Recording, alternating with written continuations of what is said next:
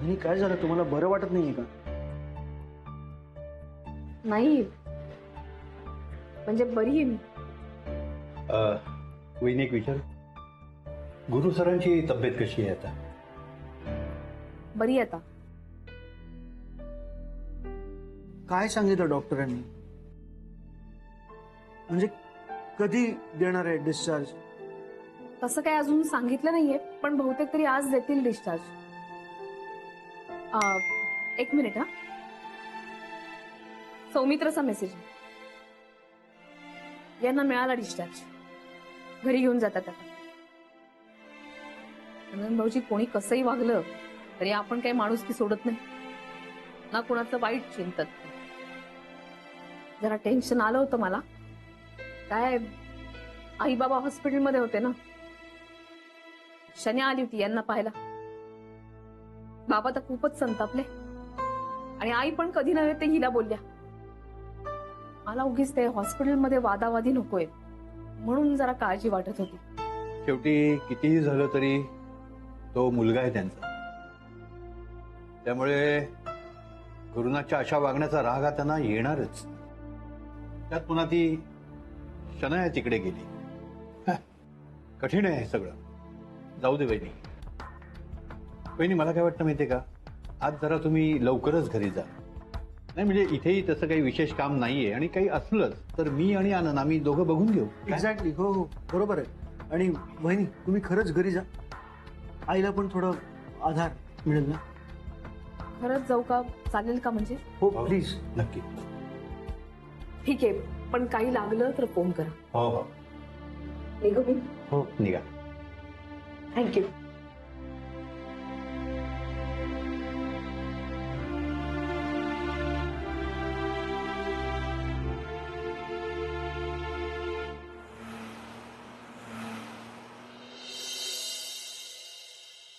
अरे दादा, तू इतक्या लवकर आलीस?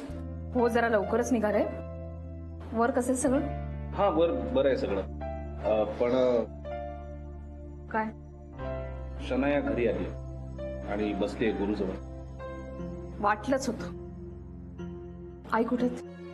आई खिचडी बनवते आणि मला फळं आणायला खाली पाठवलं. म्हणजे मीच निघालो खरं तर घरातून, कारण खूप अवघडल्यासारखं वातावरण झालंय सगळं घरी. आणि बाबा बोलत जरी नसले तरी खूप नाराज दिसतायत. ठीक आहे. Anyway, तू जा, घरी जा, मी येतो.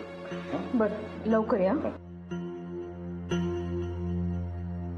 I'm so happy. मला फायनली तुला भेटायला मिळालं.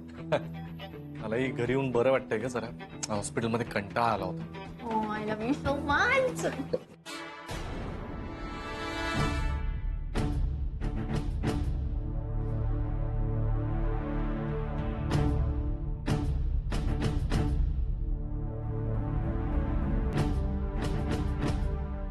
तू काय नेलपेंट लावायला काढलेस आता?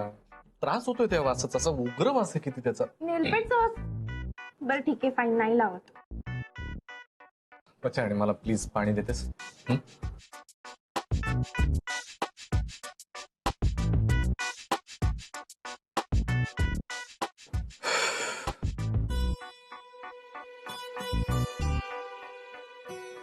ऐक ना, मला नाही जमत आहे. नेलपेंट खराब होईल ना. तूच घेतोस का पाणी? अच्छा, मला उठून घेता आलं असतं तर मी कशाला तुला सांगितलं असतं. दे की पाणी, त्यात काय. बाजूला.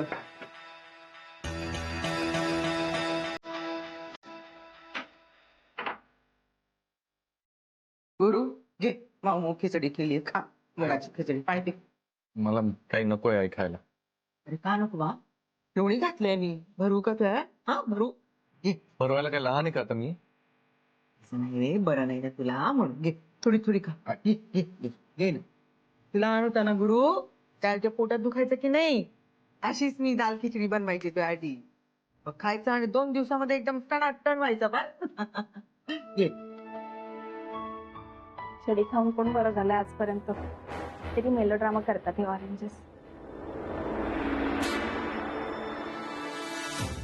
काय रे? हा, काय पुटपुटतेस? ऑरेंजेस काय, मेलोड्रामा काय, काय बोललीस? व्हॉट? ए तुझं वॉटगॉट आहे ना ते घराच्या बाहेर ठेव.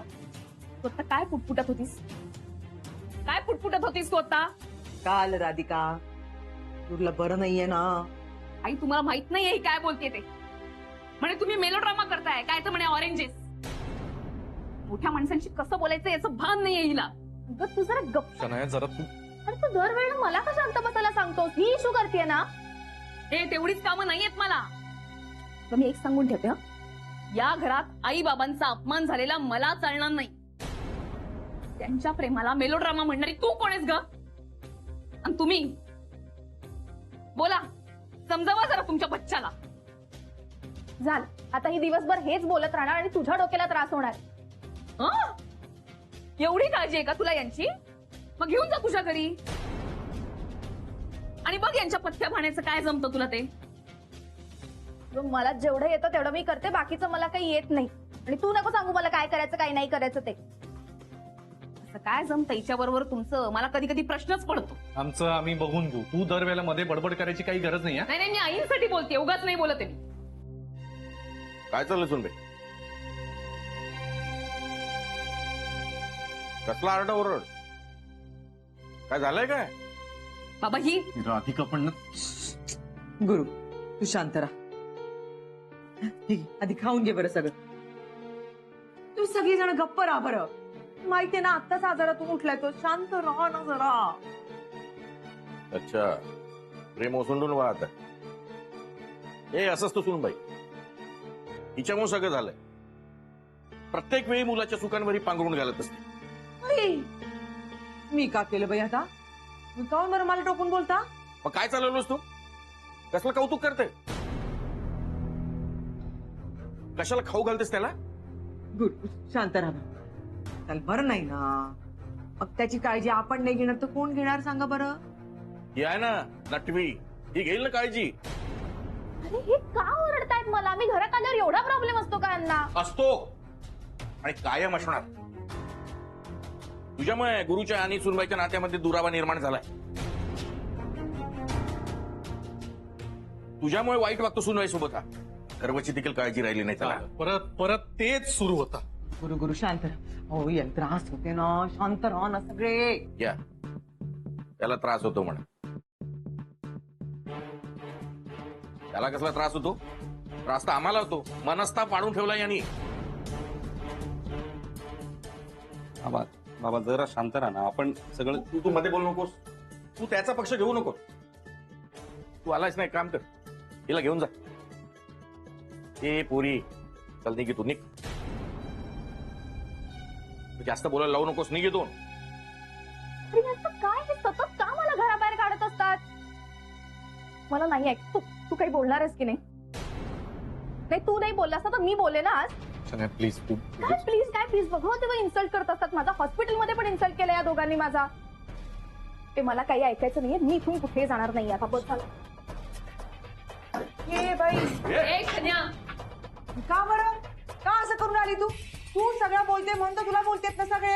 आणि तुझ्यामुळेच हे सगळं होऊन तू नको बोलतो. कोणाला बोलू? तुझ्यासारखी नटवी या घरामध्ये आली आणि मला एकाचं डोकं फिरलं. ऐकलंस ना गॅरी? हे बघ शनाया, मला आता असं वाटतं की तू प्लीज. तू गप्प बस रे. तू आमच्यात बोलू नकोस बरं. ए तो माझा मित्र आहे आणि तो बोलणार. त्याला अधिकार आहे बोलायचा, कळलं? तू काही बोलणारच की ऐकणारच फक्त? सांग ना या सगळ्यांना जायला. खाऊन बरं तुम्ही हे सगळं करत. गप्प बसा ना जरा. त्याला बरं नाही वाटत आहे ना? आजारातून आता आलाय ना तो. तो माझ्यामुळे होत नाहीये, तो तुमच्या सुनेमुळे होतोय. तिला गप्प बसायला सांगा. सतत माझ्यामुळे नाही होत इथे गोष्टी. शन्या गप्पा बसा. तू ओरडू नकोस माझ्यावर. बस झाला तुझा आता. तुम्हाला काय वाटतं? तुम्ही सगळेजण मला सतत बोलत राहाल आणि मी काहीच बोलायचं नाही का? गप्प बसायचं का नेहमी? घरी बोलता, हॉस्पिटलमध्ये बोलता, सगळीकडे बोलत असता. तू एक लक्षात घे, हा तुझा नवरा कंटाळलाय तुम्हा सगळ्यांना आणि एस्पेशली तुला. कारण की तू सतत या दोन ऑरेंजेसला इथे बोलवून घेते. मग येतात सारखी बडबड करतात आणि म्हणून तो फ्रस्ट्रेट होतो आणि त्याच फ्रस्ट्रेशनमुळे त्यांनी दारू प्यायली. बघ शनाया, तू गप्प बसा. काही बोलू नकोस मध्ये. आणि तुला जर काही खोटं वाटत असेल ना त्यालाच विचार ना. तो अनहॅपी आहे तुमच्यासोबत, यांच्यामुळे दारू पित होतो. हे बघ शन्या, राधिका तिला अजिबात बोलायचं नाही. सांगून ठेवतोय मी. नाही माझ्यावरती ओरडण्यापेक्षा ना तिला बोला ना. तुमच्या जन्मदात्या आई वडिलांचा अपमान करते ती. तिला सांगा, समजावा तिला. तो का समजेल मला? त्यापेक्षा तुम्हाला जर का इतका कंटाळा आला असेल ना तर सगळ्यांनी निघून जा नागपूरला, कळलं ना? इथे येऊन आमचं डोकं खाऊ नका. ऐकलंस ना? हा आपला एवढा अपमान इथं होतोय, पण याच्या तोंडातून एक शब्द निघत नाही. आणि खाऊ घाल त्याला तू वाटते दाल खिचडी. तरी त्या मेलेल्या माणसाला मरण काय आहे हे दाखवण्यात काय अर्थ आहे? आणि तुला काय वाटतं? तुझं पोट्ट सुखी आहे, समाधानी आहे, या पोरीसोबत खुश आहे? नाही. आपला कसला अपमान आहे का? अपमान तर ह्याचा होतोय, आणि याला याची जाणीव आहे, कारण ह्याच्या मनात गिल्ट आहे. पण बोलणार कसा? कुठल्या तोंडानं? शेण खाल्ल्याच्या नंतर दोष कुणाला देणार? मी काही शेण खाल्ले नाही बाबा. पहिल्या दिवसापासून शनायाचं आणि माझं काय रिलेशन आहे ना, मी सगळ्यांसोबत क्लिअर केलेलं आहे. माझे आणि तिचे काय संबंध आहेत हे सगळ्यांसमोर एकदम क्लिअर आहे. आणि राधिकाला डिवोर्स दिल्यानंतर आम्ही लग्न सुद्धा करणार आहोत. मला कसलाही गिल्ट नाही, आणि मी कशाला अपमान करू तुमचा? मग आई वडिलांची शोभा होते ही पटते तुला? ती मी करत नाहीये, ही तुमची तुम्ही करून घेताय. शनायाला काय पडलं तुमच्याशी काही बोलायचं? हे पहा, माणसाला जसा अनुभव येतो ना तसा माणूस सांगतो. ही वेळ तुमची तुम्ही आणली आहे तुमच्या स्वतःवर. गुरु यार, हे अति होते. हे मध्ये बोलू नकोस हा. हा माझा पर्सनल मॅटर आहे आणि याच्यामध्ये तोंड घालायचं नाही, सांगून ठेवतो. राधिका, तुला मी शेवटचं सांगतोय हा, शनायाच्या वाट्याला जायचा विचारही करू नकोस, कळलं ना? एक तर बायको म्हणून तुझे सगळे अधिकार मी कधीच काढून घेतलेले आहेत. त्यामुळे आतापर्यंत जेवढी काही सिंपथी मिळवली आहे ना तेवढी पुरे झाली. या पुढे आताचा ड्रामा करायला नाही. काय मारा मारा मारा मारा गुरु, नाही मारा एकदाचं, म्हणजे तुमचं समाधान होईल. नाही बरं वाटेल तुमच्या सुनबाईलाही. एक तर न बोलवता या घरामध्ये आलात ते आलात, नीट राहायचं ना. आता नाही, रोज आपली चिडचिड करायची. या शनायाला काहीतरी बोलायचं, मला टोमणे मारायचे, जाता आता कशाला? जाता येता तिला बोलत असता, काही बोलत नाही ती. आणि कुणी अधिकार दिलाय बाबा तुम्हाला? आणि कुणाच्या बळावर मला म्हणताय या घरातून बाहेर काढणार? या राधिकाच्या बळावर? तिला घरातून आधी मी बाहेर काढेन, त्याच्यानंतर तुमचं काय होईल याचा फक्त विचार करा तुम्ही. करेक्ट आहे रे तुझं. आणि तुम्ही ऑरेंजेस प्लीज जा आता नागपूरला. तशी यांची लायकी नाहीये का इथे राहायची.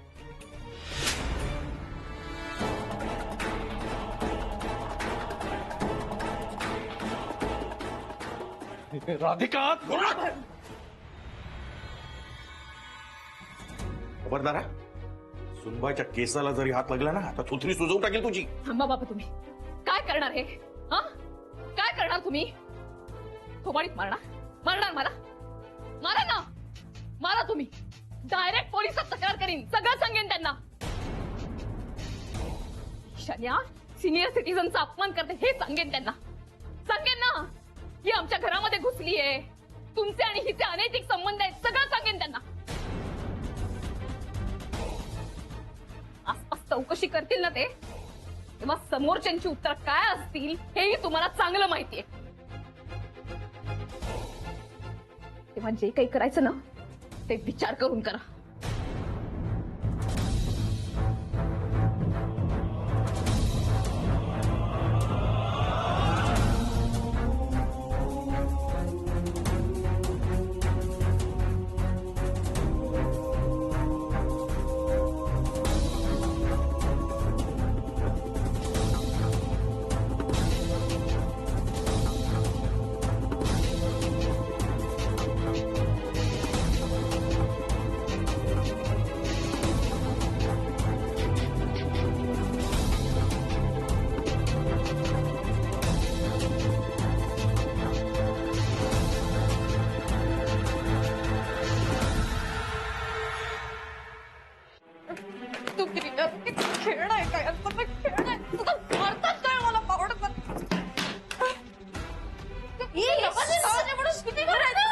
काय तुला काय होते? तू वेडी असतो, तू वस्तू का फेकतेस?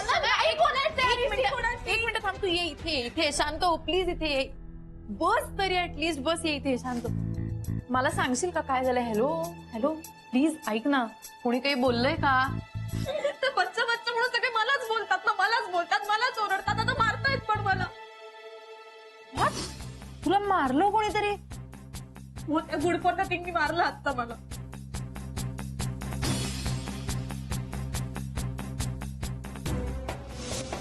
प्लीज तू काय प्लीज काय प्लीज बघा तेव्हा इन्सल्ट करत असतात. माझा हॉस्पिटलमध्ये पण इन्सल्ट केलं या दोघांनी माझा.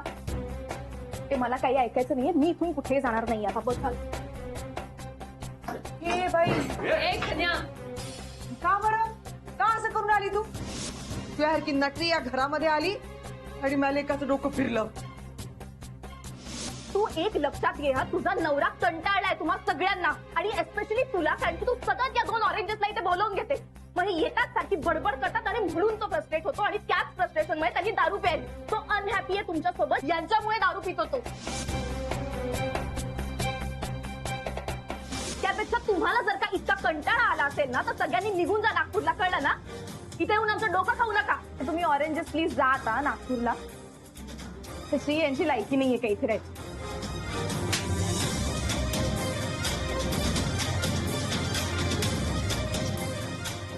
मारणार मला, मारा ना, मारा तुम्ही.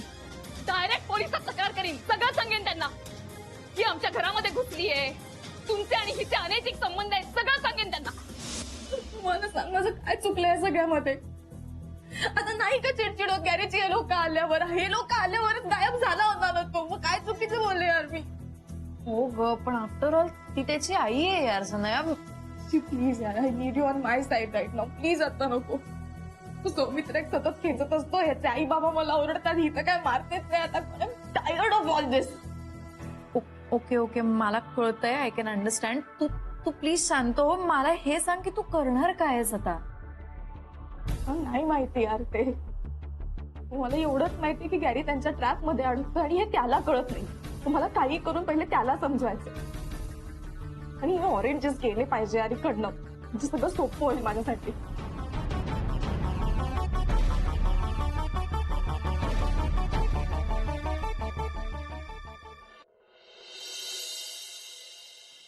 तिथे असं काही घडेल असं वाटलं असताना तर आलोच नसतो आम्ही. बाबा मला तरी कुठे माहिती होतं हे असले विचित्र वागतील. आता अजूनही विश्वास बसत नाही बाई. हा गुरु असा बोलेल. बदलला नाही गुरु. आता समजलं. मला तर आधीच कळलं होतं. नाही सुनबाई आम्ही जातो. प्रत्येक वेळी इथे येतो काहीतरी घडतं.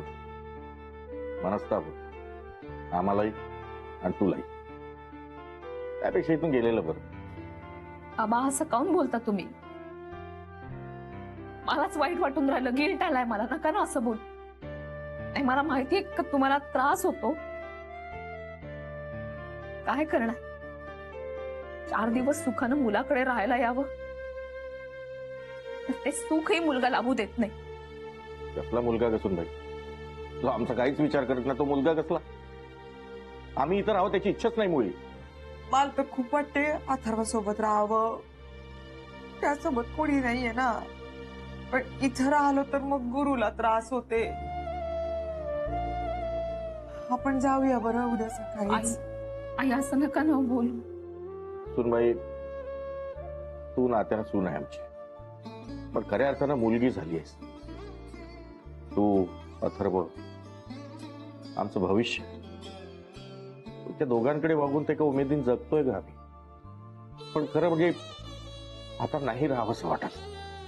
राधिका एक वेळ मी मा झालेला अपमान सहन करू शकते पण या आईचा झालेला अपमान मी नाही सहन करू शकत.